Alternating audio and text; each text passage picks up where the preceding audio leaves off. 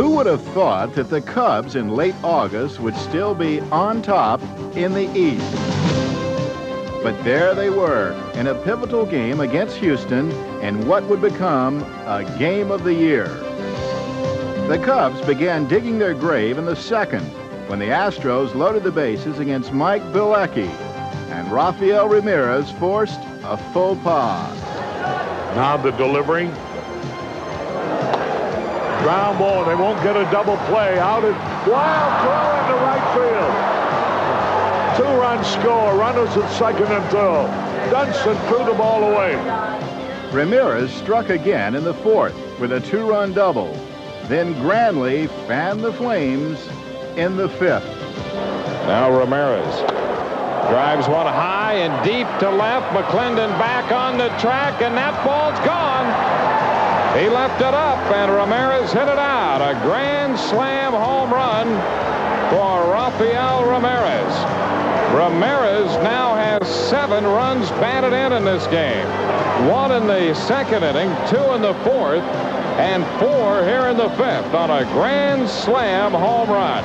And just like that, it's a 5-run inning and a 9-0 ball game. By the 6th inning, we were losing 9-0, and 9-0, pretty much most teams are going to lay down, especially that late. I mean, it happened earlier in the season where teams were ahead by that many early in the game, but this was the 6th inning, and we only had 3 more times at bat.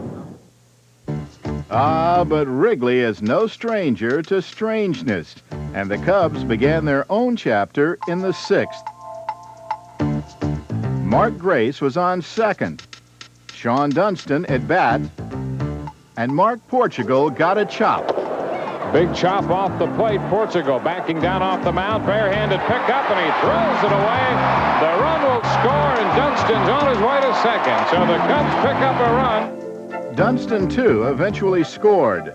Then in the 7th, Lloyd McClendon with a man aboard. There's a drive in the center field. Way back. Might be. Hit it! A 9-4 game. And the Cubs now trail only by 5. When the wind's blowing out in Wrigley Field, you always know that no lead is safe. And we scored 9 quick runs off of them. And when you're in that situation, you know it can happen the other way. And it was just one of those things where I brought in 4 or 5 relievers, and every one of them gave up a hit to the first man they faced. And once that snowball starts rolling, it sometimes you can't stop it, and that's exactly what happened. The snowball cut the lead to 9-8 in the 8th, when with a runner on third, Dwight Smith made the kind of sacrifice that makes for games of the year. There's a fly ball. Should tie it up. Tagging up. Scoring easily. The game is tied. The Cubs have tied it up at 9-9. Listen to the crowd.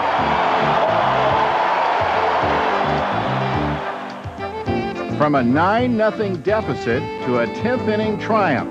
Once again, Dwight Smith. Cubs win! Cubs win! Cubs win! Holy cow! Cubs win! After being behind 9-0. And look at them. They're robbing Dwight Smith, who drove in the tying run, and now the winning run. What a victory! When the game is over and you go in and you face the media and so forth, their first reaction is, boy, what this will do to your club. You're liable to win 6 in a row. Well, that stopped in a hurry because Mike Scott beat us the very next night.